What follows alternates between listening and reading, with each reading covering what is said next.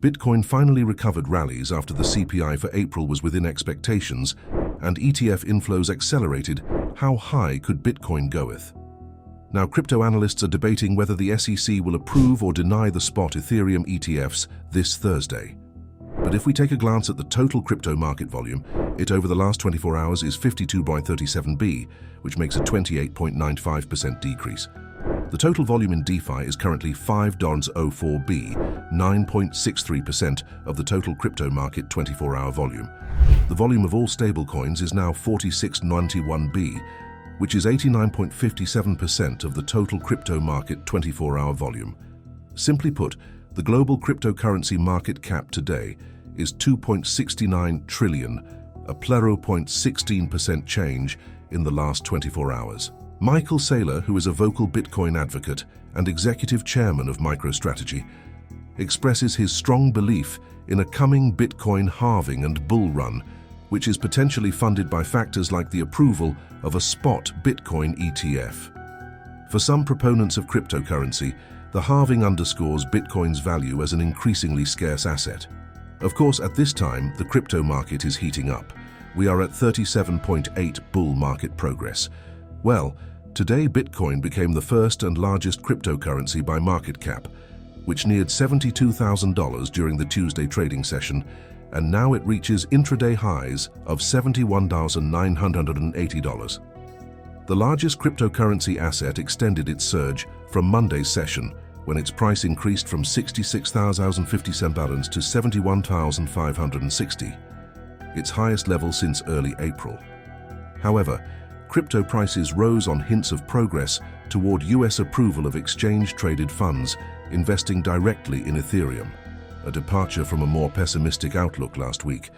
Well, the market-moving ETF speculation is reminiscent of the investor excitement that greeted comparable US Bitcoin ETFs, whose January debut fueled a rally in the largest digital asset to a record high. However, it is taking into account every other bull market. The progress bar is based on standard cycles. Well, after each halving, we tend to enter into the banana zone, which seems a terminology which is getting quite famous. If we talk about Raoul, he still never wavered in his dedication. Last month, Saylor told CNBC that Bitcoin was going to eat gold, replacing it as the most common store of value. Well, Michael Saylor took to X with an intriguing yet compelling message: escape the matrix. This tweet comes at a time when the crypto market is witnessing an epic rally, with Bitcoin nearing its current all-time highs. At that time, BTC was up 6.28% in the last 24 hours to 6.28% and up 16% in the last 7 days. At current prices, Bitcoin is just 3.45% away from its all-time high of 73,350, reached in mid-March. Literally, escaping the matrix means shedding all forms of outside influence to determine what you truly need deep in your soul. Saylor's call to escape the matrix resonates with the growing positive sentiment on the crypto market. The matrix could reflect the last imposed limitations like external influences. The price of Bitcoin has been largely influenced by macroeconomic developments in recent weeks, dropping to a low of $56,903 on May 2nd before recovering. While his tweet remains subject to interpretation, escape the matrix may be over to a catchphrase. However, it is considered that it may be a call to action for those people who are willing to push the bounds of what seems conceivable. When it comes to Raoul, so he has an extensive background in financial markets. As we all know, he has served as head of European hedge fund sales for equities at Goldman Sachs and as a portfolio manager at a hedge fund.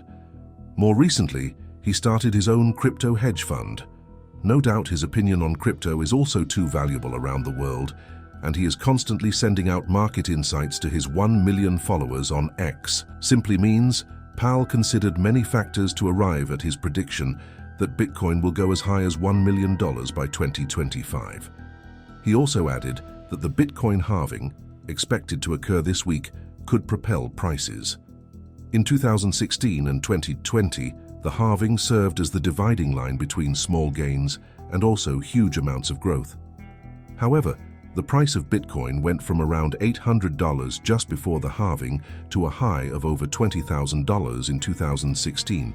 The price went from around $10,000 before the 2020 halving to a high of nearly $70,000.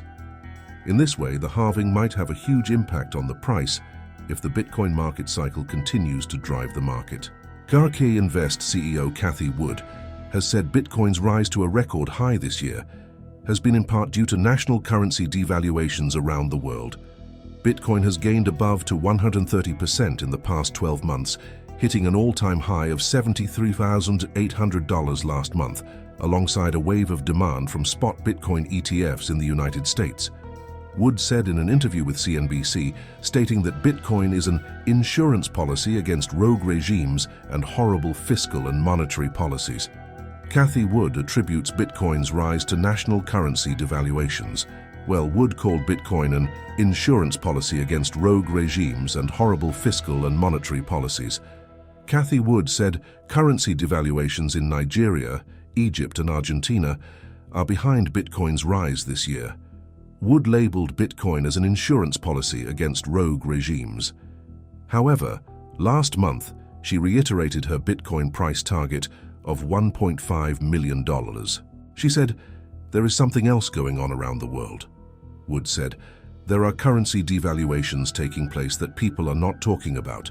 The Nigerian naira is down 50–60% in the last 9 months. Egypt just devalued by 40%. Argentina continues to devalue. I think is a flight to safety taking place, a hedge against devaluation, a hedge against a loss of purchasing power and wealth." However, 2 weeks ago, Wood reiterated a $1.5 million price target for Bitcoin, labeling it as a financial superhighway. "We saw this even here last year in the United States. Regional banks imploded and Bitcoin went up 40%, she said today. Bitcoin does not have counterparty risk. This is both a risk-on asset and is risk-off. I remember we got in at $250 when Greece was threatening to leave the euro. This new crypto project also grabs analysts' attention, and that's happening now with Austin Hilton, sharing his thoughts on the unique features of the token as the 99 BTC pre-sale ignites investor interest. It has been incredibly successful. With over $1 million already raised, the project is demonstrating its tremendous potential. However, the team is not settling and is aiming for even more significant achievements. Currently, the token price stands at 0.00105, making it an ideal investment opportunity.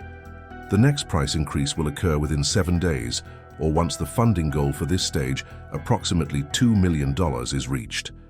The team plans to list the token on major exchanges, significantly enhancing 99 BTC's accessibility for a broader range of investors. This strategy has garnered attention from influential figures in the crypto community, like Austin Hilton. According to Foresight News, recent data from CoinGlass reveals that the global cryptocurrency market has experienced a liquidation of $66.31 million in the past 24 hours. The liquidation was split between long and short positions, with $30.91 million and $35.40 million respectively. Ethereum and Bitcoin, two of the most prominent cryptocurrencies, also faced significant liquidations. Ethereum saw a liquidation of $10 million, while Bitcoin experienced a liquidation of $7,057 million. Julio Moreno is the head of research at CryptoQuant. According to him, this current cycle has awakened more Bitcoin OGs than ever. The 10-year-old Bitcoin spending indicator reached a record high of 3.7% in March, when Bitcoin traded near $70,000. Amazingly, this indicator is currently at 2.5%, which represents the 30-day cumulative spending annualized of Bitcoin with more than 10 years old. This uptick is not far from the record high of 3.7% observed in March, signaling the resurgence of Bitcoin ancient whales. The term ancient whales refers to the earliest adopters of Bitcoin who mined or purchased the cryptocurrency when it was in its infancy and far less valuable than it is today. So, Bitcoin is the rest of the market and had a highly beneficial week driven by the hype and the actual approval of spot Ethereum ETFs in the United States. The weekly scale clearly shows that UNI, PP, LDO, and ETH are among the leaders in terms of gains from the larger cap alts. As it was last Sunday, when the primary cryptocurrency struggled to remain above $66,000 and slipped beneath that level on a few occasions. Monday started on a similar note, but its end was nothing short as compared to spectacular. Well, if you find this video interesting, then please give it a thumbs up. Don't forget to subscribe to our channel and hit the notification bell so that you can stay tuned for the latest updates. We'll catch you soon. Goodbye for now.